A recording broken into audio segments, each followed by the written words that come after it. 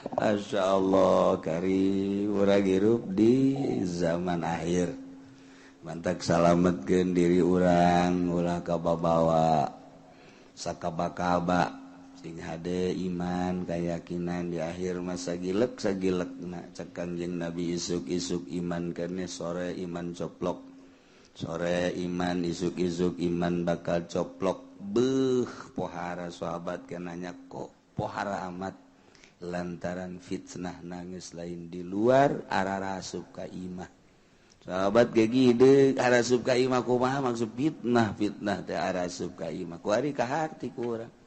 informasi Amerika, Prancis, Jerman, Inggris, Belanda, Arab arah asup ka imah urang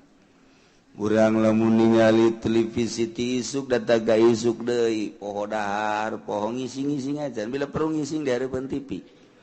ngising hees di hareupeun TV dahar bageus puguh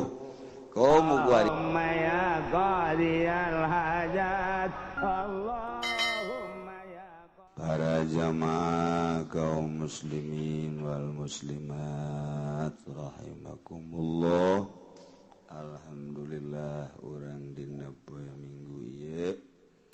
memasuki hari ke-9 Muharram nu disebut Yaumut Tasu'a.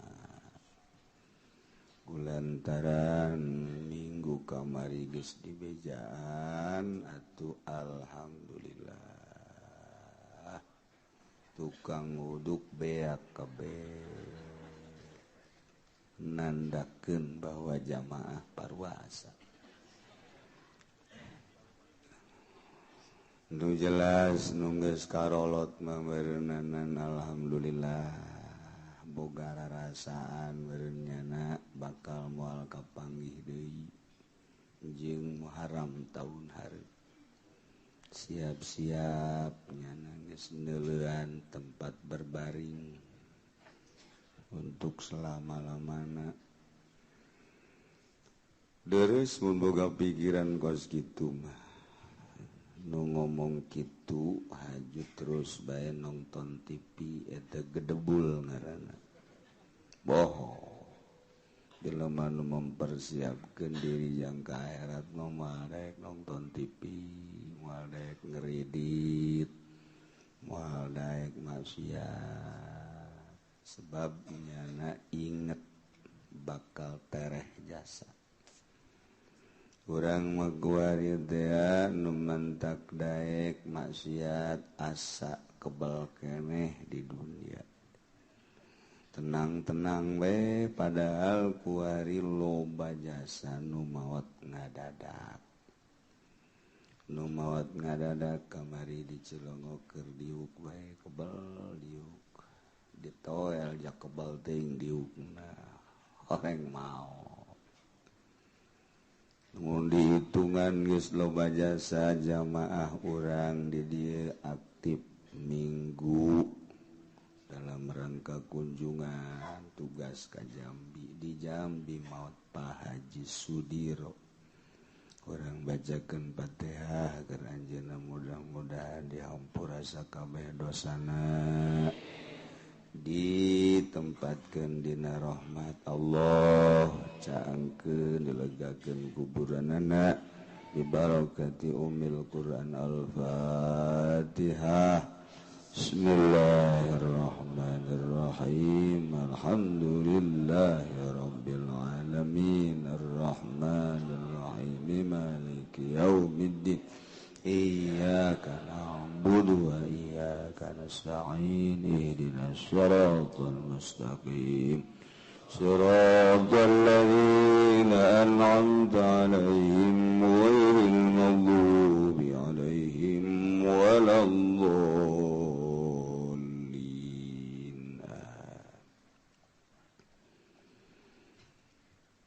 Urang ngalanjutkeun materi pangajian orang tentang mal jidayat patali jeung janin.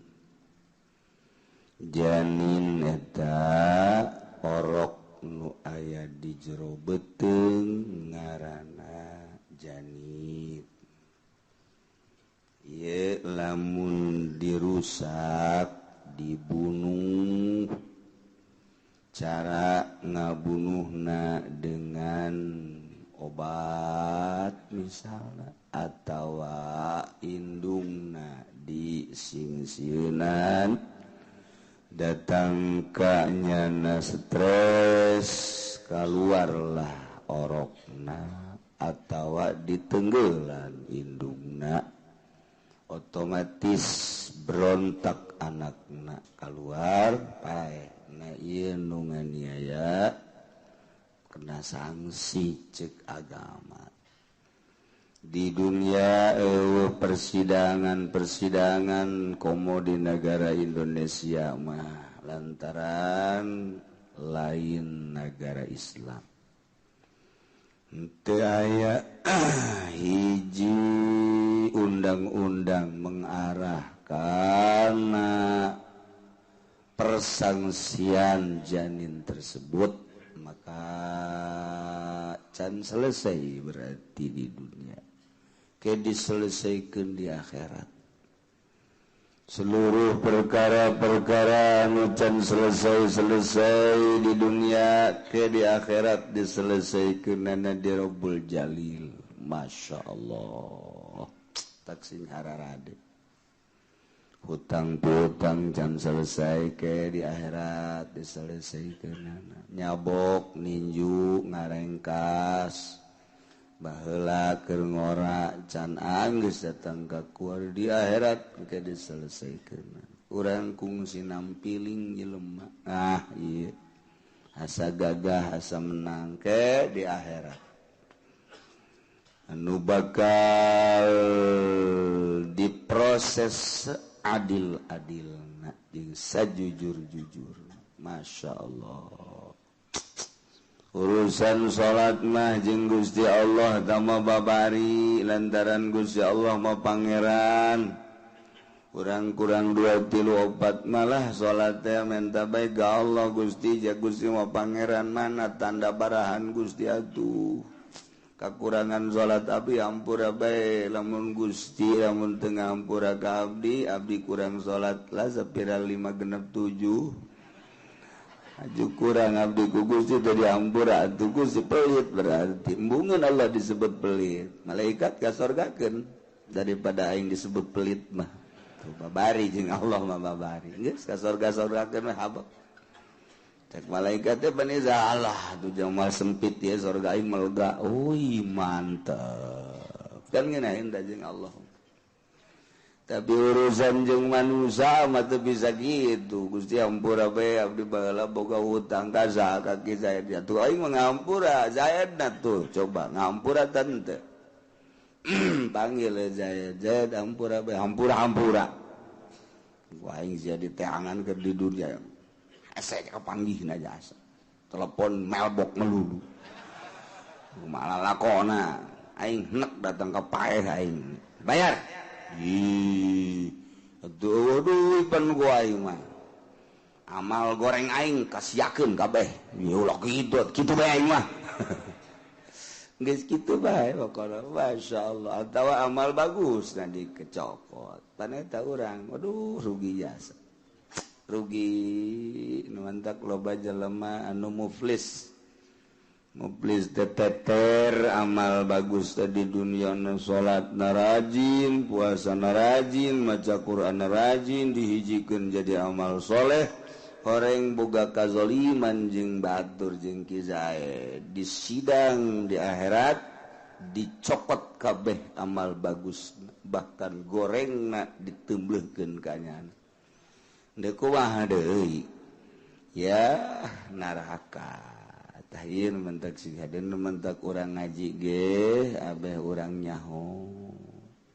mantak adu henteu ngaji embung aing embung nyaho kunaon emang lah geus nyaho mah kabet cek geuna segala haram itu haram ya haram mumpung teu nyaho aing mah pokona mah kuari eta beloon deui teh jelema ieu padaya syariat urang supaya nyaho muamalah urang muasyarah urang jeung Allah jeung makhluk hablum minallah hablum minannas dimaksud supaya di dunia hasanah, di akhirat hasanah. Patali jeung janin kamari lamun aya jelema ngan aya hiji awewe nu keur hamil, kemudian keluar orokna pae wajib kudu mayar guru eta kamari geus dicaritakeun abid wa abidun wa amatun mumayyizun salimun min aibi nabiin nu salamat tina cacat. Mun aya abid bayar ku abid. Abid na cara di Indonesia bayar ku harga abid. Abidna anu mumayyiz tersalimun salamat min aibin mabin, maka diperkirakan abid model kos kitu hargana sekitar 100 juta.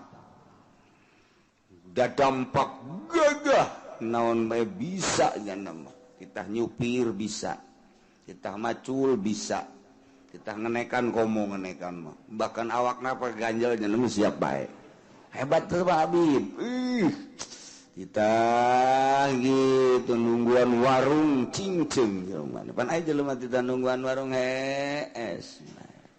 Teu betah urang geuleuh kos kitu teh. Ai cincungnya nama aya nu balanja sibet. Tah bahasa sibet itu bahasa Korea itu. Sibetnya nama cincung sibet tah. Nu balanja atuh nya nama ngagantung-gantungkeun kurupuk malah anu leuwih mah di dahar punya. Sibet di tengaranan kos gitu.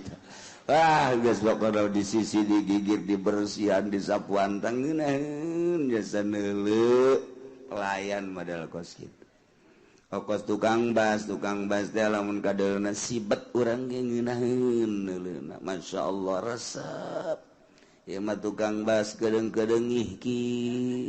kotrek. Ragajina nang melikeun urang dikikir dek iraha majuna. Menang datang ke jam 2 nyeun gagang rimbas ya jasa tukang bas. Masya Allah ngeluk bae. Urut-urutanana disebut tatalna baheula mah tukang bas teh disapukeun dikumpulkeun dideulung. Isukan datang kadinya teh geus rapih tukang bas baheula mah kos kitu nu kasaktian ku urang. Ngeunaheun urang nu boga imahna. Ku hari datang 9:30. Kas ngojek heula. Ngopi nyana sajam 10:30. Digawe aju azan bae. Dahar nyana. Aju tas dahar ngarokok 3 amboh. Kira digawe nih si budak. Terus ngarokok gawe deh. Azan asar. Masya Allah. Jadi nyana nu digawe nu boga iman nu loksun. Loksun nu boga iman diteruskeun salah. Ya hitung-hitungan anang ke di akhirat tenang bae sih. Nyana nyoceng waktu nuku urang geus dibayar waktu dasa poe. Dengan perhitungan mulai jam 8 eureun jam 5 aju kujana dipake api lain atuh engke gaya hitung-hitungan bawa urang ka sorga ku sebab eta. Iya tuh gula bingung-bingung ka aja nyana daek mah. Ayo bae terus anunya urang kurang peti bagus ibadah urang tah aya tukang bas badal gitu dicokot ku urang. Ayo sia. Kan ngeunaheun tah. Aduh, tapi loksun mah loksun bae. Tetep sadaja dicokot ge. Masya Allah. Iya di akhir zaman mah korupsi teh geus pejabat korupsi kabeh. Eueuh nun teu korupsi bahasa kos kitu aya hiji dua batu kadeuleu. Kabeh nu digawe di pabrik, nu digawe tukang bas. baheula mah sasapu tak sadeukes eureunnan bae aju dibeleum ngeleput dan boga imah peuting ka dinya teh betah kuliwa ku ayeuna mah pas solengkrah bahkan nyana digawe ge isukna neangan ragaji ragaji aing ka mana ragaji ku sia tuh lain dicokot atuh lain di gitu ampihan teh ta ieu di akhir zaman mah model kos kari masyaallah kasih betah aya sibet teuing deui maling tungtung ya Allah ya Rabbi teh kuari dek caritakeun janin nu dianiayangan janina Yahudi janin Nasrani urang ambalaya janin Yahudi janin Nasrani dunia dibagi 5 benua Yahudi masa eutik nempel di Palestina lah letik jeung saeutik baheula kanjeng Nabi dakwah di Madinah Yahudi aya terakhir sekali Yahudi keluar di Madinah ialah anu cicing di Madinah nu lumpat ka Timur Tengah di ditu nu lumpat ka Mesir lumpat ka gitu naon ngaranna Irak Turki aya nu ka Eropa aya nu ka Amerika Yahudi nah di dinya nyana nungtut hayang boga nagara teu boga negara nyana mah hari nungtut hayang boga negara maksa sababaraha kali baheula mah termasuk jajahan Turki teu memberikan duk dibere sabaraha dolar bae ge real teu daekeun setelah kitu kabelah dieuna maka direferensinya nanti teh cicing didinya akhirnya ngaku datang ka kuari leutik tapi nyana bisa gagah jeung kuat persekokolan jeung persekutuan jeung Amerika terus bae nagarana leutik tapi dunia kabeh geus dikuasai ku Yahudi urang kuari ge emang teu dikuasai ku Yahudi atuh Yahudi nu boga duit sadunya pang luar biasana George Soros Yahudi anu urang bangga asup ka Indonesia waktu memeh reformasi teh kudaon jadi bangga nyana teh bangun mere ka urang mere gitu pinjaman horenganan di per detik ieu urang muasi keneh terus bae ieu urang Malaysia kabeh ASEAN nah eta teh kabeh main terus kuari ngabangun aya misi Yahudinisasi Kristenisasi terus bae waduh bakal maruncul gereja-gereja ke di urang nu ngabangun masjid mah aya nu teu anggeus lantaran nu sugihna kurang peduli nu susah geus teu mikiran masjid teu anggeus ngabengkeng tanahna dipermasalahkeun nyana mau ngabangunan terus bae bakal maruncul terus lain lalagaan bakal ngeplak ka ditu sumarekon eta teh di jerona bakal pikumahaeun ikir carita Yahudi Nasrani ambalaya malah pamimpin Jakarta guys Yahudi deh kuat namun kejadian ke dilantik berarti kiai di bawah telunjuk Yahudi Ustadz Jakarta deh kumaha Ahok CS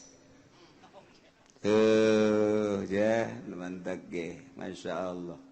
orang kamari memperjuangkan teh lain ku bagus-bagus amat Prabowo teh lain sarua bae bakal ngalaksanakeun nama demokrasi cuman lamun menang Ahok nyana berarti ninggalkeun gubernur nu jadi menang gitu Jokowi Ahok kan wakil nah, memperjuangkan eta doang supaya Ahok ulah jadi gubernur keun bae Jokowi jadi gubernur lain gitu pan Pak Haji nyolok Jokowi jadi bere duit 50.000 ya Allah ini bere 100.000 aya nukup tiung dan lain-lain sebagainya ya masalah baik bayangan terjadilah kuari seperti kieu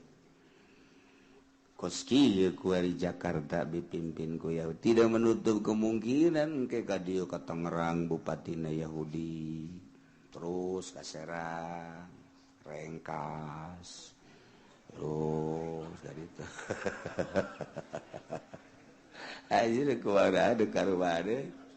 mantap persiapkan calon-calon tuh ulah datang ke Yahudi nu naik koskilah kejadian judi laluhur geus teu bareres teu bisa diatur DPR teh deuk nyeun DPR tandingan engke mah meureun aya presiden tandingan atuh negara belah dua bae ku sia ieu geus kos kitu urang neuleuh para penggede urang seperti kitu urang mah sapira urang rakyat lah neuleukeun nyana dangan kesal doang kesel lamun baheula cak Gus Dur DPR TTK ku ari mah diturunkeun PAUD Masya Allah kari urang hirup di zaman akhir mantak salametkeun diri urang ulah kababawa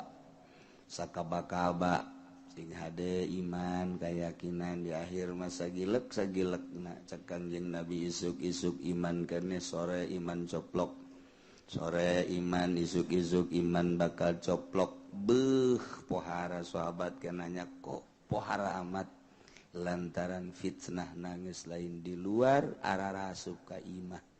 sahabat gegide arasup ka imah kumaha maksud fitnah teh arasup ka imah ku ari ka hati ku urang informasi Amerika, Prancis, Jerman, Inggris, Belanda, Arab, arasup ka imah urang. Urang lamun ningali televisi ti isuk data ga isuk deui, poho dahar, poho ngising-ngising aja. Bila perlu ngising di hareupeun TV. Ngising hees di hareupeun TV dahar bageus puguh. Komo kuari internet loba jasa kuari nu berguru di internet. Berguru geus puguh politik, berguru ekonomi, berguru ngaji kuari mah di internet. Nu ngaji istiqomah we di internet masih kedeh di maaflah syariat mah artina fikih geus berguru tauhid. Tauhid berguruna di televisi atau di internet. Kabelah dituna Torikoh teh ngaguruna di internet. Masya Allah. Jadinya na boga guru Syekh Google. Ya Allah. Wah di akhir zaman. Akibat dadu teh jauh arah totorekatan. Masya Allah. Aya nu hahakekatan. Gusti Allah. Batak sih ade. Kaliru ya di akhir zaman mana dukun mana kiai akur bae ja dukun kos kiai kos dukun akur bae lantaran loba nulalagan tadina nulain polisi pupolisian nulain abrian ai baheula pan baju polisi baju abri itu bisa dijual sembarangan kuari mah baju abri atuh diembrakeun nulain abri atuh make pakaian abri akibatna bisa disalahgunakeun nulain polisi meunang make polisi akibatna disalahgunakeun kebongan dijual ji akhir-akhirna jelema keur naik motornya nanya top motor teh mana suratnya cokot gojara dar sugan teh mah orang polisi gadungan lain jelema dua pada takos gitunya disalahgunakeun taruh lagi kiai mah disalahgunakeun masalah malah nangkepnya malah yang nangkep udah ngeriung mah saya aja nah kiainya iya nggak apa-apa dah jadi kan orang babacana badudak badidu kajen geus horenganan waduh bandar koprok Masya Allah ngaku jadi kiai masalah geus apa ya rugi dah kan sakit gitu dong paling berkat doang mah tapi pan lamun geus ngaku polisi nangkep di jalan dibawa teu puguh ka mana na abri dan lain sebagainya ieu kasus-kasus kitu pan pohara salametkan diri orang ngaji nu bagus perbaiki salat kurang kaler Kidul ngetan ngolon nungguan ajal datang teker kagok teker kumaha atuh geus bae cabut bae balik kagok jasa orang ieu bisnis ieu tinggal 2 poe deui transaksi balik cek malaikat Israil itu alah geus ya balik aya nu kawin 2 poe deui deuk jandung balik atuh saminggu bae teu bisa cek malaikat Israil saminggu geus balik kagok karena keur kagok ya Allah tan mantak puas urang maut geus ngalaksanakeun parentah Allah salat rapi puasa rapi zakat rapi haji geus tur rapi geus parentah Allah sakitu ketika orang dicabut nyawa teh geus puas atuh mangga bae Gusti jang geus urusan narima jeung teu nama atuh teh urusan Gusti abdi mangan geus ngalaksanakeun parentah Gusti bae ngan nya atuh datang ka duti teh ditarima mah asa kamalinaan amat Gusti ngomong gitu jangan ka pangeran ada geus atuh ke situ geus ditarima bae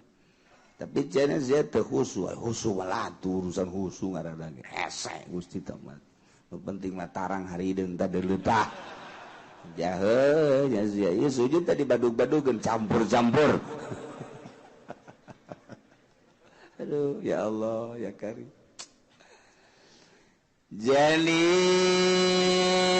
Yahudiyu awin Nasraniyu gilaka muslimin cek segala kos janin muslim dina pada bayar gurroh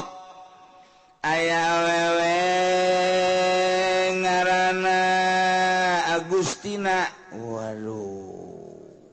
Agustina mah teh mah frekuensi Agustina. Orenganan manehna agamana Yahudi atawa Kristen sarua Yahudi jeung Kristen teh kos kitu keneh. Artina gerakanana mah akur beda seetik. Kadang-kadang okos nu bersetru dina agama beda kitab Yahudi mah Taurat Nasrani mah Injil tapi muharrab kabeh ge tahrif geus teu balener mun nya ge Yahudi nyekelan Taurat pandina kitab Taurat teh titah ngimankeun ka Allah percaya ka Allah aya syariat jeung dituduhkeun dina kitab Taurat bakal aya nabi dan selanjutnya itu keneh dina Injil mun nya ge nyekelan Injil nu asli dijelaskeun ya'ti min ba'dismuhu Ahmad bakal datang engke Nabi Ahmad geuning henteu berarti tahrif jaloba kuari nu nyarekelan kitab Injil nu maca Injil asli haju arasup Islam lain lalaga kuari teh di satu sisi mah Amerika keur nyerangan negara-negara Islam di sisi lain mah di nagarana loba nu arasup Islam ieu keanehan teh sok tara rimbul bae masyaallah Karim di Inggris teh kapan sekutu Amerika di satu sisi mah manehanana teh keur kitu meakeun kekuatan Islam negara teh digempuran di sisi lain di negarana ribuan warasub Islam eta teh urang teh rahasia Allah Subhanahu wa taala masyaallah Karim timiti Lady Di dibunuh karena asup Islam kabelah dieuna atuh baheula kitu Muhammad Ali suntik Parkinson lantaran nyana istimewa jasa bahkan siap dek jadi presiden jahat orang Amerika dipayahan teu ngan kos robot suntik tuh kabelah dieuna terus kitu Michael Jackson tat bunuh kararitu dia bari jahat asal geus kadeuleu asup Islam jeung bakal ngembangkeun Islam dibunuh bae teu saha tadi di negara anak tuh di luar negara ge dibunuh bae. Masya Allah kan. Kekuatan Islam terletak pada mujahid fisabilillah. Di mana aya gerakan perang mujahidin fisabilillah aya bae. Hese urang nyaritakeunana jalan mana na. Boro-boro di negara tetangga. Di Irak mujahidin aya, di Iran mujahidin aya, di Mesir mujahidin aya, Suriah mujahidin aya, Amerika kan intelna luar biasa. Kok ieu mujahid aya bae jeung teu beak-beak bahkan dituna Talibana terus-terusan digempuran muncul deui muncul jeung kuat lain lalagaan. Masya Allah. Afghanistan terus dibekot muncul terus mujahid boro di negara itu poso terjadi mujahidin aya di poso aneh datang ke gue ini ada bingung luar biasa jing hese di peranganana hiji berarti kudu di perangan ke umat Islam nyeun lah nyana ngadidik ISIS aku ISIS mah tuh kuari puluhan mujahid nu hebat teh maot. Kuari geus ngerembet, geus puguh kitu di Irak, geus puguh naik ke Suriah, terus ka Yaman. Aku ISIS di Indonesia ge ISIS teh aya. Iyalah tah keistimewaan jeung kehebatan Amerika teh seperti kitu di Indonesia bae ge ISIS teh geus aya. Deko wah coba. Ayo. Maksudnya ISIS nu mana ieu Kiai? ISIS nu aya di Indonesia mah istri santri. ISIS beneran aya. Tah itu Amerika basal geus jebarkeun bae kos kitu.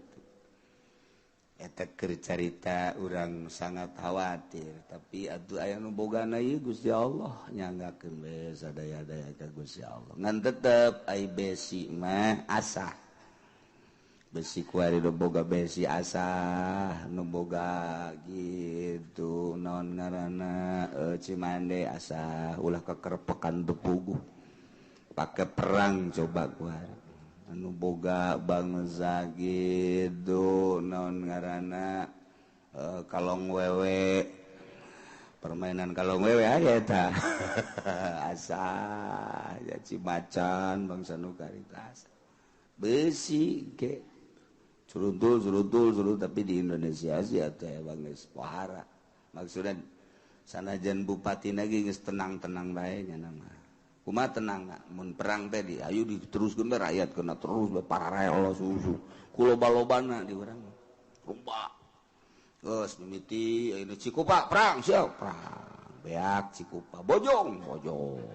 beak Blaraja jadi Tangerang bae kan di luar negeri bapak saya etik jelema saeutik di Arab bae urang neuli jelema sakitu-sakitu bae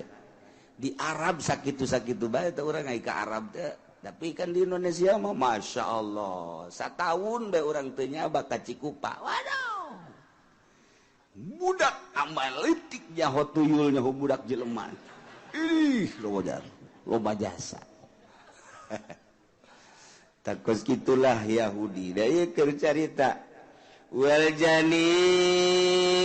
Yahudi wa yawe ngaranna Gustina dianiaya ternyata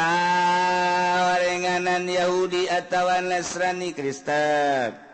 ta eta teh kumaha mun aya jelema menganiaya awewe beragama Yahudi atawa Nasrani efek tidak penganiayaan janin keluar gila kaum muslimin sarua kos jelema muslim baik dina pada wajib bayar gurro wadi lecek sagal mahwa darun eta mah tersia-sia teu kudu kena sanksina naon ya eta mah memang agamana ge di luar muslim ieu wala sawu guratun nurutkeun teu kaula sama guratun kudu bayar gurroh kasolusi gurratu muslimin seperti lu gurroh jelema muslim bae Warakiku usruki mati umi yaumal jinah yai abid eta 1/10 harga indungna yaumal jinayati dina poean jinayat aya awewe amat kemudian dianiaya barang dianiaya indungna barajal arok berarti arok nate rokik karena janin rokik ieu mah 1/10 harga indungna sabaraha ieu ternyata indungna teh hargana teh ieu teh kan saukur 10 juta lamun 10 juta bagi 10 berarti 1 juta 1/10 harga indungna rokik murah wagila cek sagaul mali jadi li sayyidiha eta mah dipasrahkeun dina poean nibakeun ka sayyidna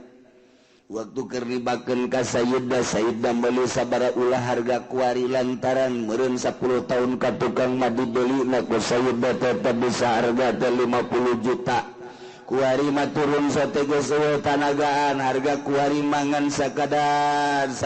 atau 20 juta nah ieu cek sakal mah waktu keur dipasrahkeun ka sayyid umur sabaraha harga sabaraha hargana 50 juta bagi 10 sabaraha 50 juta bagi 10 sabaraha bener tante si eta asa aing mah mang bangun teu bisa ngitung teh mun bisa ngitung ge sarugi sia dagang bangun rugi melulu ge eta teh akibat teu bisa ngitung sabaraha duit ya ya hargana sabaraha duit ente mah dagang gitu kan oh iya hargana 50.000 nu bener ya tawar-tawar geus jadi 50.000 nah duitna 100 ribuan dikombalian ku nyana 70.000 ayo sia dagang gitu bayar mal kebal apa rarang sadat mal kebal rarang sadat ya seperti itu harga ya oh ya harga teh 10.000 merenya 50.000 dikembalian 25.000 dikembalian lain 25.000 agak 10.000 jadi berarti 45.000 untung 5.000 nya nah dagang sih kos gitu tetep rugi kayak datang deui ka kiai waalaikumsalam dagang ambruk cenah kiai atuh mereka lain salah manajemen lain salah kiai atuh salah jana balanja 10.000 duitna 50.000an dikembalian 45.000 ayo sia mal kebal da mah ngajual 5 hujanana ayeuna bagus papan lain kitu berarti hargana oh iya harga 50.000 mere duit 100.000 kan tah kembalian 10.000 beres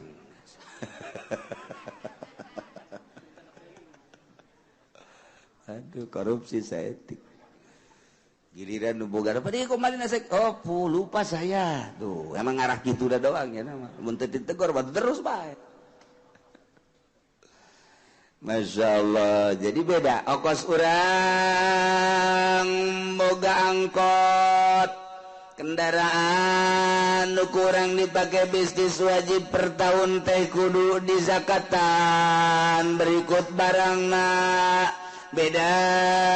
jeung mobil pakaian pribadi unsur-unsur bisnis teh kudu dizakatan truk mah mutlak tapi jamual aya jelema nu boga kendaraan pribadi truk balaya aing mah ieu mah resep jasa moal dipake narik ieu mah truk pake pribadi bae ka mana ge make truk bae jana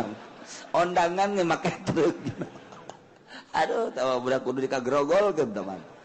moal aya tuh jelema nu make kendaraan truk jadi truk mah jelas jang usaha wajib dizakatan angkot moal aya jelema nu boga mobil pribadi angkot 08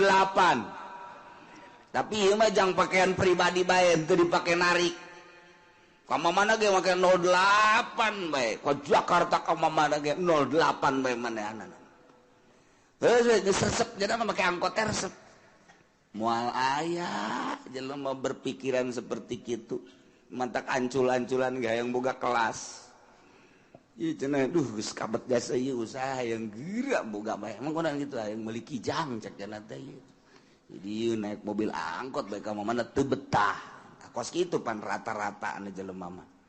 ieu sia duduk sukan teh ieu usaha kunaon teh aing kakarak boga motor doang minimal hayang boga losbak lah heulanan tuh naeknya ti losbak yang boga Avanza ti Avanza yang boga kijang kitu bae ta dunia mah eueuh nu kieu aing geus karesel ya sugih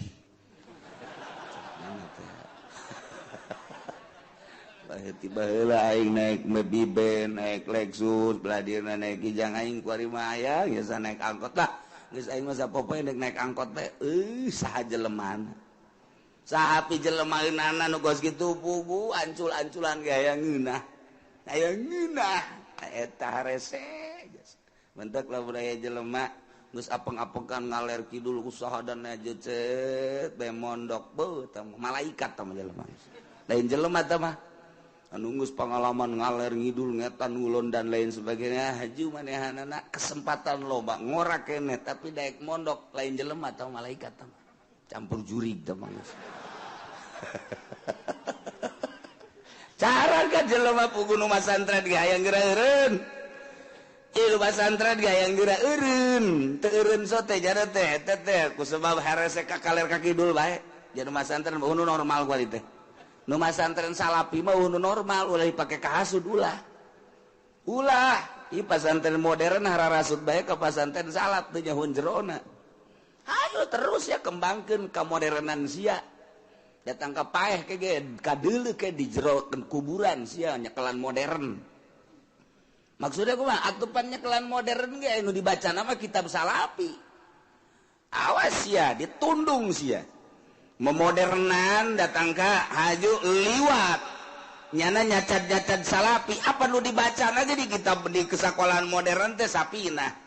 nu dibaca teh takrib nu dibaca teh Fathul Muin atupan eta teh kitab salapi sia ku galedeg sia ku doa kiai-kiai eta emang kumaha gitu ayo bae kembangkeun dia pasantren salafi mah sa Indonesia teh ieu teh geus teu kudu dipundur-pundurkeun mundur sorangan teu kudu dihasudan teu kudu sorangan ge okos Muhammadiyah jeung ahli sunnah ngabidah-bidah marhaba cek ulama salah tah Muhammadiyah antepkeun ulah di bidah-bidah pareum sorangan atuh ku anu karolot geus parahe nu ngorakan teu rek marhaba atuh otomatis pareum bejakeun ka Muhammadiyah ulah galak teuing marhaba mah pareum sorangan kitu mantap kula mah aya nu ngadu marhaba ya bodoh ahli sunnah na bodoh ahli ulah dilayanan menang sia Muhammadiyah menang kajian ku kumaha ge pareum emang kumaha aing bae ieu geus kolot ieu marhaba anak aing teu bisa marhaba geus ge pareum di lembur aya nu geus teu marhaba teu naon padahal mah ahli sunnah wal jamaah pareum sorangan bejakeun ka Muhammadiyah ka ditu ka mana tah di dinya tah di lain tuh di ditu tuh diputat onam tah mah lah wujud kal Adam diputat mah anggap eueuh tah mah diputat mah sapira 2 ese Tegal Kunir ka beureuh ditu nasa etik naon tah belah ditu Tegal Kunir teh tah naon ka ditu aya sakolahan teh tah eta dinya bejakeun ka kitu menang kitu sia menang geus ulah hese-hese ieu pasantren salap Waalaikumsalam di mana ya abdi teh anu enak naon rek masantrenkeun anak deudeureus ya alhamdulillah anak boga sabaraha 3 kiai nu hiji alhamdulillah pinter geus jadi sarjana nu hiji di alhamdulillah beasiswa deh ieu nu hiji mah belat jasa ieu lah cek ulah mondok bae lah hayo sia geus nu belet ka dia-diekeun ka bae geus normal tapi dihasudan bae heran pasantren modern kayak kieu dia tuh urusan ketegasan bae emang pasantren salabat tiba heula sebab nyekelan keaslian akhirnya nama pan isuk-isuk cau sore-sore aung Ugu pasantren salap di asal geus kena Golkar bae atuh geussan wassalam warahmatullahi wabarakatuh. Selamat tinggal ka kiaian. Asal geus asup Golkar bae geus wassalam. Deuleu kumaha teh sia ge. Aing mah lain lalagaan ieu. Lain lalagaan. Deuleu di kaler, di kidul asal geus asup Golkar geus majelis tinggal majelis. Geussan wassalamualaikum warahmatullahi wabarakatuh. Selamat tinggal. Selama-lamanya. Oh, budak kos deu paeh bae. Tapi aya sih anu aju mikir aing sugih henteu asup ka Golkar. Santri arareueuh masyarakat embung ngadengekeun aing lah berarti aing salah ya. Gusti abdi rek tobat ka Gusti salah berarti abdi cicing di Golkar. Pindah abdi ke PDI lah. Tol. Kiai goblok tolol oplok. Bebeja tuh hidup tobat mah ya. Ulah aju asup-asupna. Masya Allah. Terus ya digadil bisa sih ya. Eta deres tak kiai anu haju sadar mah. Gusti abdi dirasakeun ku abdi hiji kekhusuan. Khusu moal aya tek ceuli kiai Golkar khusu tek ceuli. Ceuli sa anjing. Moal ku aing dijamin moal khusu. Dia sombong amat aing mah jadi jelema sombong heula ku ari. Ya dudu husu mah kadeuleuh emang kumaha gitu. Emang husu teu kadeuleuh atuh kadeuleuh. Jak husu teh zahir cak nu bisa mah. Cak urang nu teu bisa husu teh batin. Cak nu bisa batu zahir geus kitu mah. Di kelas jana mah husu teh zahir. Mantak kanyarahoan ge. Mantak Imam Ahmad bunga mamun ka Imam Ghazali teh zahir cak Imam Ahmad mah. Beja Imam Ghazali ka mana mak batur mangga makmum tapi adi sorangan teu panggil mad batur ngamakmum ka kakasih Aisyah henteu malah kunaon atuh sia bangun teu saluyu hirup teh jeung dulur teh henteu mah hampura bae lain hampura-hampura kunaon gitu hatena kakak aya getihan mah hah aya getihan panggil Ghazali adi sia lain bunga makmum orang cenah hate sia aya getihan. Masya Allah langsung sujud ka hampura mah hampura. Bener adik kula. Kayak gitu kunaon? Kula keur salat ijtihad haid ka babawa ka jero salat. Jadi nyana keur ijtihad masalah haid. Jadi nyana keur nyieun masalah. Haid teh pan getih ka babawa tah. Ka jero salat. Waduh berarti tah di makomnya nama zahir atuh. Kos kitu teh ya Allah ya urang ge sebenarnya tuh katara jelema teh katara ya ku ahli nama katara asal jelema set bae ka dieu bangun kudu kikieuan bae terus ka dieu kesangan panas berarti kan kayahoan kan ku urang atuh kayahoan gampang teh kajian ku mah ge sia hareudang ya heueuh jahoan bae nyahoan kadeuleuh ku aing kabelah dia aja lah mengelentuk bahasa saya gerbeting mantes daun emang mantes daun emang kan nyawan kan saya tunduk kan oh nyawan betul nyawan itu kadele sekolah ucing nundutan nyawan kan kurang lamun jelema pungpla pengple rapi rapih lah bajuna rapi dan lain-lain sebagainya rapi oh berarti balik gitu balik ka kolotnakeun gitu tuh kajarahoan atuh ka bebas tuh zahir geus karan itu teh zahir tak kabelah dieuna asal kadeuleu ku urang silana diukna ku batur teu kajawan nyaho oh berarti kabelah dieuna salatna dan lain kajahoan di makomna mantap jelema asal ka Golkar unusu wah cenah sombong siapa sok kitu bae sih ka aing teh percaya sebabna bensin dia cenah teu didahar jadi majelis sarua ka babawa salat teu bisa dinolkeun tobat kuduna hampura Gusti lamun bisa tobat balik deui ge coba mantep kula nanya bah eta sih tobat aku mah beuleum pondokna tegas abah mah kos gitu ban kurang tuh lain pondok tah kos itu mah lain pondok tah mah urang mah hook bae beuleum teh hartina lainna naon sinyaan nggak nol keunana ka Allah mah hese tobat hampura Gusti abdi teh lah kulasaran geus teu kapake ieu di Golkar tobat aya tobat sih geus teu kapake mun nyaan tobat tinu koskarar itu lain Golkar bae ya PDI itu lo geus urang mengasingkan diri ka Allah ilmu aya di nyana tinggal eta hijabna doang geus ka Allah bae saminggu 2 minggu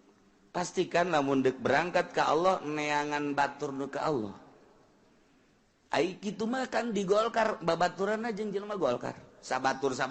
pan cak Imam Ghazali kotok ngahijina jeung kotok deui bebek ngahiji jeung bebek deui embe ngahiji jeung embe deui tilok aya kotok ngahiji jeung manuk tilok aya hiji waktu aya manuk ngahiji ta jeung kotok ditanya ku embe manuk Esa kok kehijian jeung kotok emang kunaon geus teu bisa hiber cak ya nanti. Batur aing. Oh, pantes embe ge kieu kaharti ku aing. Orang mantak sia babaregan jeung kotok geus bisa hiber teu bisa hiber aing deuk sabatur atuh aing. Jadi sia lamun bisa hiber bae bisa hiber batu ngapak aing ge. Aya pejabat ngahiji jeung kiai eta ruruntuk korupsi. Ngan deurus kene janan teh jeung gajah diliek sia jeung gajah mah. Eta orang bahasa ahli filsafat lain lalagaan kaharti jasa kan sok kiai guari jadi aya dimui teu daekeun ngahiji jeung kiai biasa jeung itu bae heran eta masyaallah kiai modern aneh teu daek kahiji jeung kiai salap mah bebas jeung sasaha bae ge kiai salap mah boro-boro jeung kiai modern boro-boro jeung ustad jeung jurig ge ngahiji kiai salap mah jeung kuntil anak ge terus bae halang kiai salap ya tuh sabae bebas-bebasan bae. Sebab naon? Kiai salap mah zahirna doang, batinna mah ka Allah. Atuh poho lain salap atuh lain kos kitu mah ngaranna modern teh. Kiai salap mah batin mah ka Allah, zahirna mah jeung manusia. Kok bisa kitu rahmatannya ka manusia nu butuheun rukun wudu, rukun salat, jerona mah teu hayang ka Allah nya mah. Mantak lamun diondang ngariung teh embungeun. Lamun diondang ngariung masih kene hayang atuh lain salapi teh pokos kitu mah sapi teh mah tah urang amati coba gitu amati asal geus boga pasantren modern teu daekeun jeung kieu salap kotok jeung kotok embe jeung embe tah tapi lamun deuk sadar geura sadar lain cakula kula mau nyampikeun Imam Ghazali sadarkan lepaskan gara-gara anu urang aya di mana posisi teh jeung Golkar lepas jeung PDI lepas jeung PKB lepas kabeh jeung organisasi lepas jeung kamodernan lepas urang hiji teh butuhkan batur mah nyoloyong pasti ngoser sakumaha lauk kasaatan koser pasti kaki salap jelema lamun deuk ibadah ka kieu salap moal aya nu nanya ka kieu modern moal deuk ibadah mah sebab nu dipake patokanana ulama salap kitab salapi nu nyekelan kitab salapi nu mana ku hajeun ku kumaha pejabat eureun pejabat aduh hayang belajar ibadah moal nanya ka kieu modern pasti ka kieu salap mantak Gus Dur teu eureun-eureun ge ti isu kadoa eta nu nanya hayang bener ibadah teh di kalangan intelek teh teu eureun-eureun. Nah, pasti sebab kaki modern mah nanya kaki modern saya tuh bagaimana pengen ibadah yang baik. Oh, begini. Iya. Terus ini bagaimana saya pengen merapikan soal harta saya. Harus disodakoh kan. Kemana sodakohnya Kiai? Ya kalau bisa bawa ke sini aja. Nggak usah jauh-jauh lah. Saya lagi ngebangun tuh. Udah nggak usah kemana-mana dah kalau soal sodakoh mah. Baliknya sial tak kiai berarti jurig dunia teh kiai manya tuturkeun aing kos kitu aing mah hayang nu tiis ka mana ya itu teh kiai bo alabatan genderuwo orangana lain tuturkeun hate tetep cang caya kula lamun nyaritakeun aya hiji mualaf sugih di urang mualaf keturunan Korea sugih sangga sakitu wauh lah jeung kiai modern di Jakarta di Penta mimiti 100 juta kemudian 500 lontoran boga pabrik sugih dibere kabelah dieuna ganti asup deui ka kiai modern kena tetep nyana di benan menta deui untuk bangunan dan sebagainya jenuh katilu kaya kapanggih ari modern mah henteu ngan kiai tukang ceramah tetep dipenta jenuh ayolah anu ngabejaan kita ke sono yuk ngobrol lah jeung kula henteu kukubangan sakadar jaritakeun bahwanya namu alap saya kenal dengan kiai anu kok bisa kenal gitu ya gini nyana ngomong jadi lama-lama pabrik saya bangkrut cenah kiai lama-lama pabrik saya bangkrut kenapa aduh terus-terusan ngerecek Pak Kiai katanya apa itu ngerecek kurang karunya eta kamu alap sampaikan ke pindah imahna pindah nyokot deui nyana jadi telepona dan lain sebagainya ganti lantaran terus baik di teleponan baik per bulan Masya Allah horeng teh reman teh lain di lapangan banteng baik preman teh lain di pengkolan baik di pasar kiai ge jadi reman horeng Masya Allah karim akhirnya alhamdulillah terus ngobrol pindah imah segala nomor telepon cabut nyanana HP-na embung jenuh atuh terus-terusan asuplah ka di haul bilu haul ceurik nyana subuh aya di dieu teh jelema jangkung kasep pohara terus kabelah dia nih milu ngaji ngan nyana ngajina lantaran orang Korea butuh penerjemah jadi nyana ngajina di mobil aya nu nerjemahkeunana nerjemahkeunna minta duit dipecat ku nyana urusan maksudnya jadi haju bae terjemahkeun Gusia ulah sok yang dibayar engke ku aing sia yang naon dibere boga kena pabrik ku ari masih pabrik mau lebih jakeun ku kula kitulah salah seorang mualaf turunan Korea ngarasa jenuh lantaran dipenta teh barang asup ka dieu tiis jana dipenta henteu mere henteu atuh geus masalah ya nangis sabaraha milu haul kadi terus kadang ngobrol aya waktu mah cing kula tah kitu tiis kakara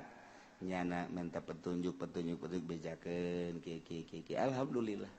per detik ieu istrina mencan asup Islam nyana mah geus bagus jasa ibadahna terus kumaha enggak bagaimana terus kawin lagi enggak cenah teh enggak dulu maksudnya ngarahan pamajikanna supaya asup Islam saimah rejeung tapi pamajikan teh Islam nyanana Islam beda kamar terus nanti malam suka ngetrok-ngetrok enggak jadi nanti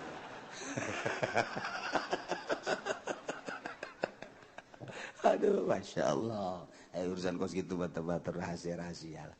di enggak ge wallahu a'lam bissawab urusan trisno mah tuh hes eta nah wajanindul yahudi wawil nasrani ukila ke muslimin wakila hadarun wala sauguratun katulusi gurati muslim warraqiq usuki mati umi yawmal jinai wakila al-ijhad li sayyidah pain kanat makwatan lamun maindungna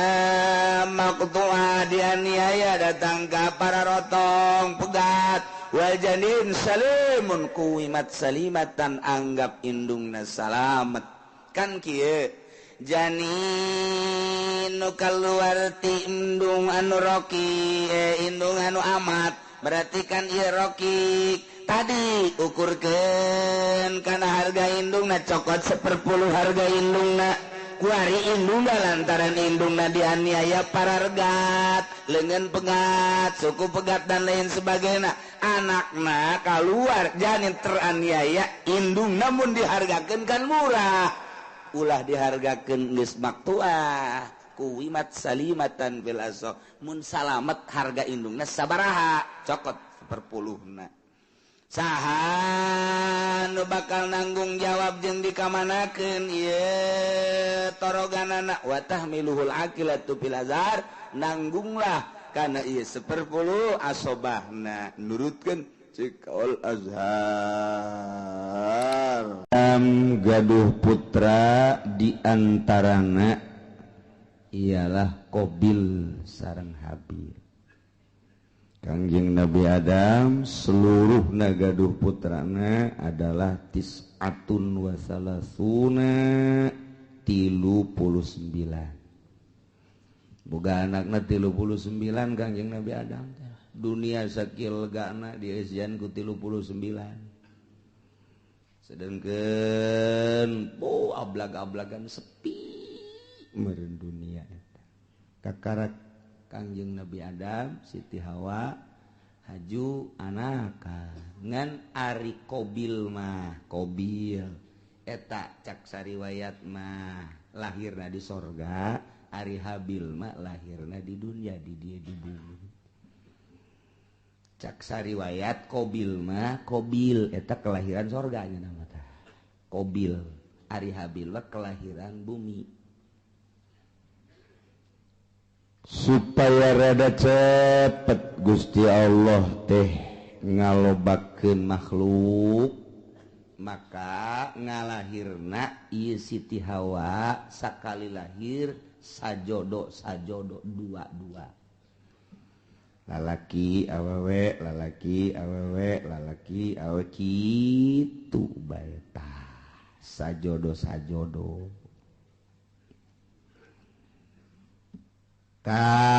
Kabeneran Kobil mah ngajodokna ieu jeung hiji awewe nu ngaran Iqlima gelis. Ai Habil sajodona jeung Labuda rada kurang gelis. Modal berbes lah gitu. Rada kurang gelis. Sedangkan instruksi ti Gusti Allah kawin teh silang. Disilang kawina lamun tadi Kobil ngadulurna ieu adalah jeung Iklima, tah si Iklimana kudu kawina jeung Habil. Habil anu tadi kaluarna ngajodona teh jeung Labuda, tah Labuda kawina teh jeung Kobil. Jadi disilang-silang. Anu pertama lalaki awewe, nu kadua lalaki awewe. Tah lalaki nu kadua kawin ka awewe nu pertama. Lalaki nu pertama kawin ka awewe nu kadua. Kitu bae tah silang ulah dikawin kudu babarengan jeung ngalahirna harita. Jadi teu meunang bareng jeung kembaranana. Eta lah hukum di zaman Kangjeng Nabi Adam alaihis. Kawin dipersilakan geus aya instruksi kawin, cuman instruksi hukumna kudu disilang teu meunang jeung kembaranana. Eta hukum mulai tadi dijata. Lantaran begitu diinstruksikan kawin, umur kakarak 20 tahunan kabeh ge. Instruksi ti Gusti Allah kawin seperti eta, sak ti Kobil kakakna ngeunah bae sia Habil dikawinkeun ka kembaran aing geulis ka mapan ayeuna si bae. Kawin ka kembaran sia ieu dideuleu atuh kulit. Ya berebes lah. Cak urang berebes emang anu geulis gitu di berebes. Tah eta kos kitu tah. Jadi kurang naon gitu amperna kurang naik Kobil. Jol we iblis datang ka jero hatena mulai ta iblis ge pan diusir di sorga leuwih ti heula pan iblis. Wah ini cak iblis makanan juan asup ka jero hatena bil siapa pan kelahiran sorga sarua jeung aing mulia urang atuh. Habil onam kelahiran bumi India urang mah lain deui mulia tuh. Nu mulia ulah sok kawin kanu jore. Penghinaan engke nu timbul. Tetep mulia mah kudu kanu geulis bae. Mun kawin kanu jore mana teh engke jelema jeung ka kadituna anak incu. Oh, Kobil mah kawinna kanu jore. Tah eta kan isin tah Bil. Cak jurig teh cak jurig. Ye pugu cak jana teh atuh. Pugu embung ieu ge. Eta mah abah ngomong cenah hukum-hukum ti Allah eta bohong sebenarnya mah. Eta bohong eta eueuh ti dituna eta mah kabisa abah bae abah teh deudeuheun ka Ki Habil ka adisian nu mentak dikawinkeun kudu ka kembaran sia nu geulis ai sia nu kakakna nu kelahiran di ditu kudu kawin ka adina Habil eta teh lain ti Gusti Allah kajen kukumaha ge bibisaanan bapa sia ada ngaranna instruksi ka ditu demo habeu ka ditu kamari kan demo ka Jakarta demo pugu ye ge cak Kobil teh aing tetep bae embung kajen kukumaha ge embung bae beja ka abahna bah naon Kobil ubah abah bae iya lu bener ya utar atur nikah ya kayak gitu instruksi itu Gusti Allah asal teu adil ya kos kieu ya manya ai kula dikawinkeun kanu kurang geulis ari Habil dikawinkeun kanu geulis ta ieu teh akur kos kieu teh lain ti Gusti Allah kajen kukumaha ge kadengen ku Habil cek Habil teh Kobil ulah kitu aing mah andai kata aing titah kawin kanu jore aing mah daek bae namun bener-bener ieu instruksi ti Gusti Allah aing mah geus kumaha Allah bae lantaran dia moal kembali hidup di dunia engke ge urang bakal baliknya ka Allah darah sia ngomong sangeunahna bae geus bae we ieu mah bohong ieu lain ti Allah ya kajen kumaha lain ti Allah ieu mah kajen ti Abah ieu mah emang Abah bangka warah ya mulai ta eta lamun sok ngerekan Abah teh eta mimitina teh tidinya tah di Cikubaya duaan dan sok nyarekan abah tah iya Masya Allah mulai tidinya cak Kangjeng Nabi Adam ita amarallahu Allah marintah ayyuzawija Qabila labuda ukhtabil wa yuzawija Habil yaqlima tak eta teh instruksi ti Gusti Allah cak Kangjeng Nabi Adam anjeun Qabil kudu kawin ka budak dulur Habil kudu kawin ka dulur itu Qabil ngaran iklim instruksi Allah teh bisa cak Qabil kajen kukumaha kula mah embung kajen kukumaha tetep kula mah sakali embung sebab ieu kula mah teu percaya bahwa ieu teh hukum ti Gusti Allah teu percaya mulai kakarak ayah sakituan ge hukum Allah geus ditentang. Cek urang mah tuh kakarak tarurun ti sorga pan mah tah. Saeutikan keneh jelema teh atuh matak naon narurut ka Kangjeng Nabi Adam. Henteu tah geus mulai henteu nurut. Ya Allah. Terus bae iblis tadaikeun leupas ti Qabil. Ieu mah kajian kukumaha kudu selesaikeun masalahnya. Selesaikeun ieu mah lamun terus-terusan kieu pan isin ka kadituna ieu isin urang. Ini banyak Qabil kawin jeung nu jore aya Habil kawin jeung nu tak eta isin gengsi urang mah panturunan sorga oh moal aing cenah moal kajen gua tetep bae teu hayang aing mah ajeun geus kieu kumaha kajen kumaha ge urang pokona pas ini bae heula tah tidinya Qabil mikir pas ini unggal poe sakumaha ucing jeung anjing asal kapangiwang kaki Qabil teh kaki Habil teh tuntutanana Qabil luar biasa lobana Qabil mah kakakna Habil adina Habil mah nurut bae aing lah kumaha bae sabodo Allah nu penting mah urang mah ibadah nuturkeun aturan Gusti Allah Subhanahu wa ta'ala lantaran terus-terusan memuncak permasalahan teh tah kuari mah diinstruksikeun kieu ayeuna mah kieu bae atuh nyieun korban lamun memang bener-bener ieu teh kitu menang ti Gusti Allah maka engke aya tandana mun maneh teu percaya bahwa ieu teh instruksi ti Gusti Allah sok nyieun dumadeus maneh ka Gusti Allah taqarrub ka Gusti Allah sapopoe maneh mah ieu Qabil cak Kangjeng Nabi Adam teh kunaon teu inget kanu nyieuna ieu tuturkeun Gusti Allah ibadah ka Gusti Allah moal kembal hirup di dunia tuh deuleu Qabil tuh Habil mah nurut jasa adina kabeneran nurut kakana kurang nurut datang ke kuari tak kakak sok rada kurang nurut heran orang-orang nanti dituduh ya Allah eta kos kitu nyieun korban kuari mah nyieun korban naon nu dikorbankeun ku maneh Qabil ulama supaya Gusti Allah narima ka kula de korban lantaran kula mah petani hasil tani bae. Ayo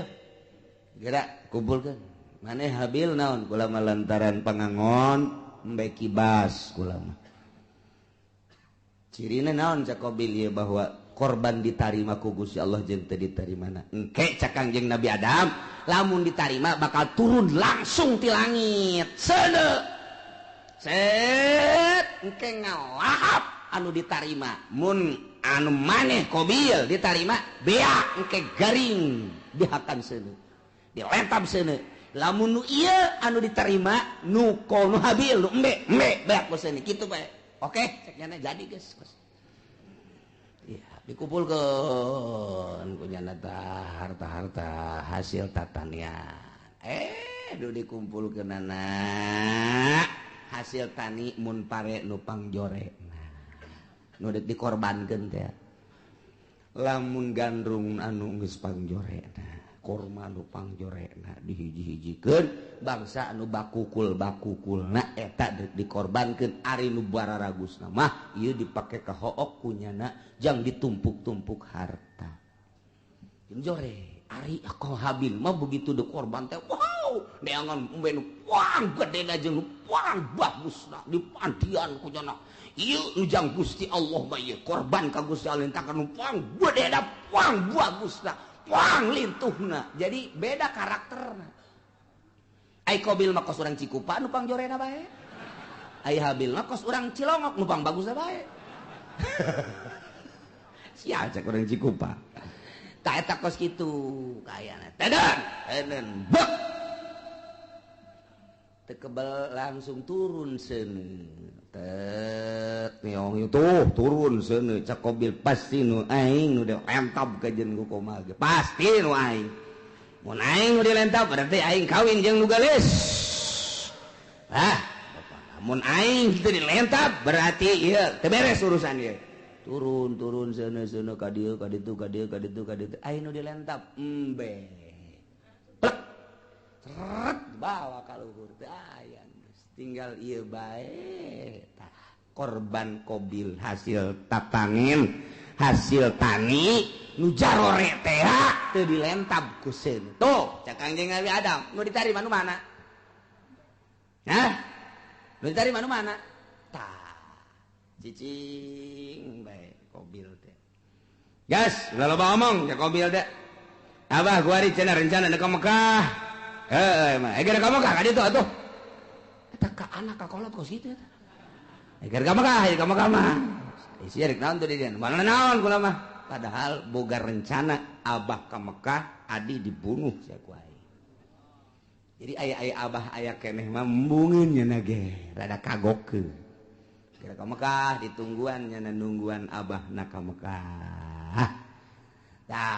sekian bulan berangkat Kangjeng Nabi Adam ieu adalah ka Mekah Qabil tenang geus eueuh sasaha ngan jeung Habil doang berikut dulur-dulurna jadinya lah mulai nyana dendam kesumat hasud anu luar biasa di jero hatena hayang ngabunuh Habil iyalah cerita eta dicaritakeun ku Gusti Allah dibejakeun ka Kangjeng Nabi urang Kangjeng Nabi Muhammad sallallahu alaihi wasallam naon ieu nu matak dibejakeun tah kamari Yahudi kamari musyrikin munafik teu percaya ka Kangjeng Nabi ulah kaget Muhammad munafik teu iman ka anjeun musyrikin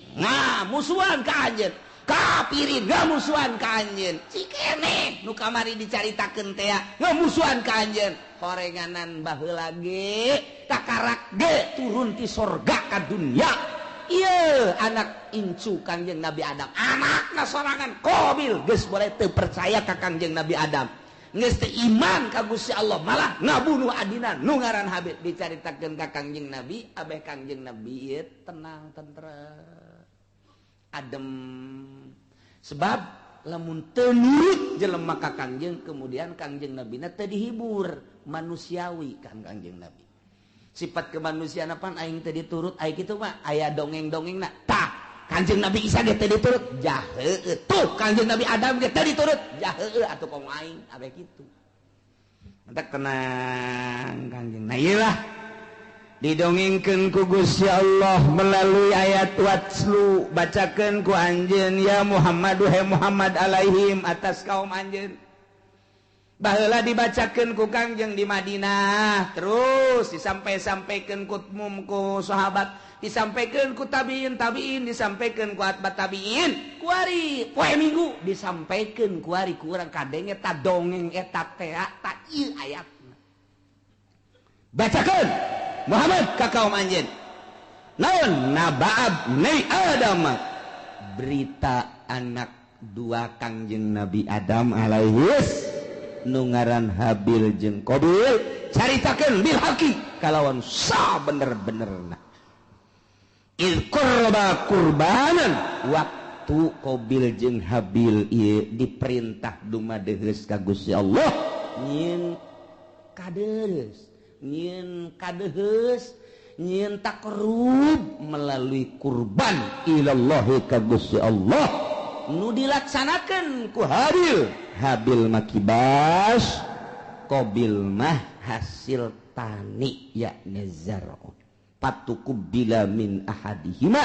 ditarima nak ti salah sahijina hungkul nyata nu ditarima nu Habil ari nu Qabil mah teu ditarima walam yutaqabbal minal akhar kasimpulanana korban Habil mah diterima cirina dilahapseuna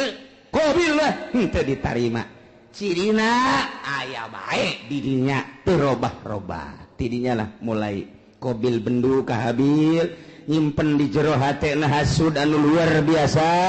nungguan Kangjeng Nabi Adam munggah haji teu Kangjeng Nabi Adam munggah haji ngaharep Qabil ka Habil abah geus eueuh emak geus eueuh tinggal nyana bae Habil aya naon ka dieu aya naon cak Qabil la aqqa tulan aing bakal ngabunuh sia bunuh siak wae cek Habil kola 5 kok main bunuh-bunuh bae emang aya naon mana kurban mana mah ditarima kurban aing henteu ge atuh teh urusan Gusti Allah tah mah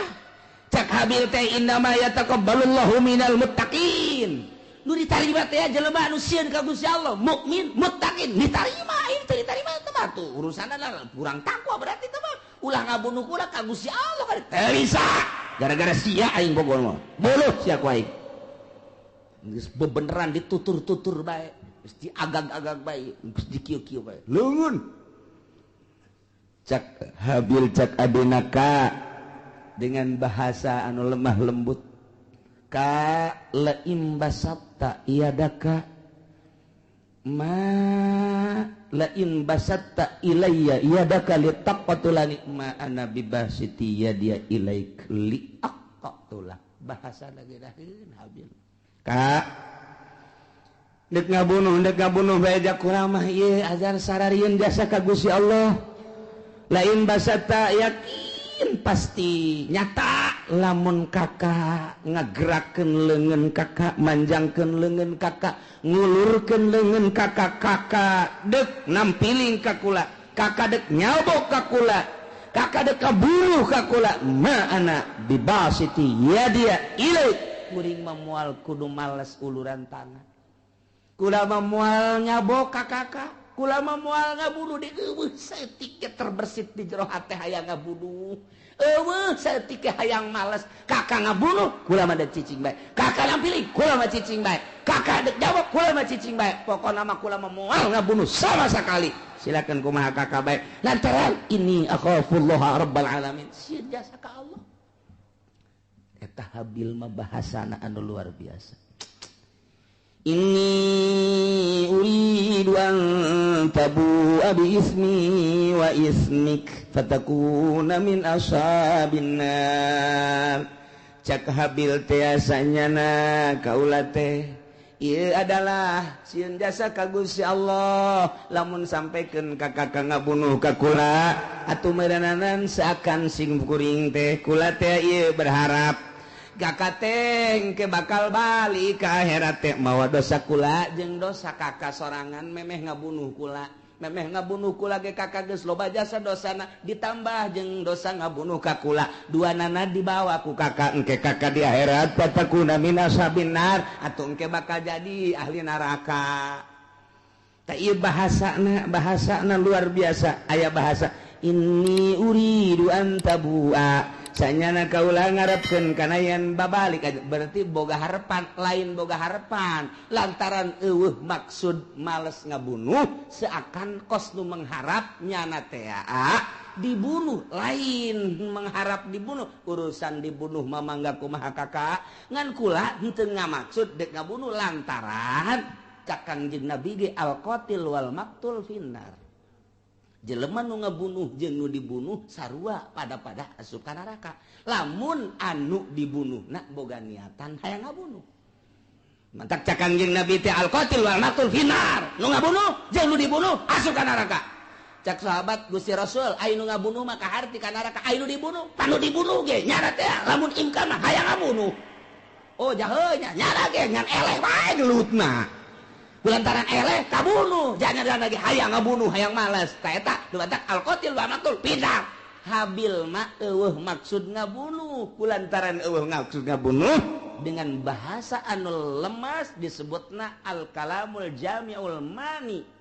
mun cek ahli dilagah mah dumadak bahasana inni uridu an tabu bi ismi wa ismika fatakuna min ashabin nar geus pihartieunana aduh kakak lamun kakak sampai ka ngabunuh ka kula jakula mah moal ngalawan teu hayang ngabunuh deui ka kakak atuh engke berarti kakak teh mun balik ka ditu teh mawa dosa dua dosa kakak memeh ngabunuh jeung dosa kula atuh engke di akhirat meureun pinuh ku dosa mangga sakumaha kakak bae kula mangan sakadar nasehatan doang sia ngomong ke situ bala nasehatan sakadar wah ini teu bisa diomong ku kumaha masya Allah. Nah gitulah akhirnya kumaha langsung ditikem sangat sedikit tikem bingung aing ngabunuhna kumaha can aya pembunuhan pan harita can aya pembunuhan cara ngabunuh ngaleungitkeun nyawa artina ieu ku sabab dikumahakeun lah bingung dijotos besi teu bae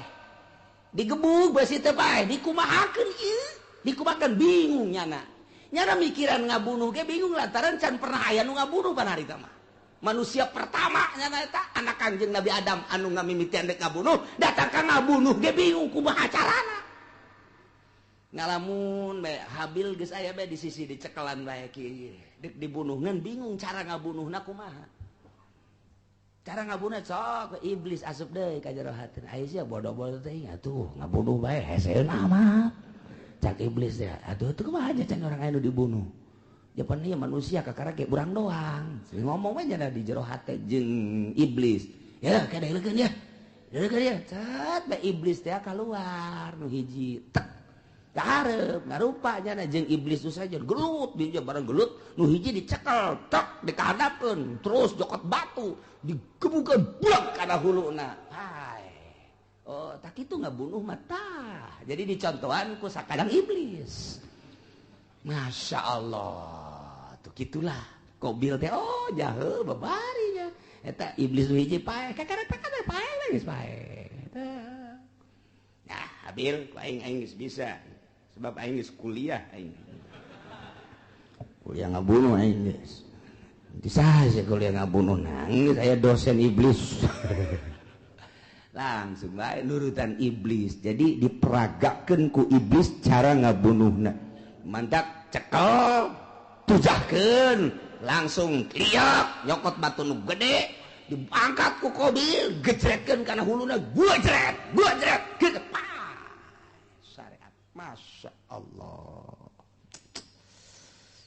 gitulah bakal jadi ahli neraka wa zalika jazaa'ul zalimin nyana jadi ahli neraka babalas jelema nu zalimah tidinya lantaran keheul jeung keukeuh bae hayang ngabunuh fatawaat maka ngagoda zayanat ngahiasi lahu ka Qabil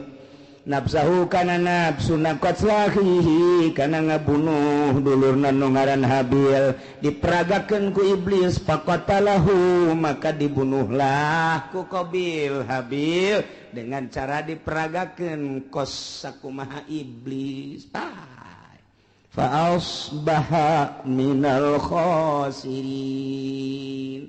barang geus bae ngalangsa lantaran iblis kalaluar tina hatena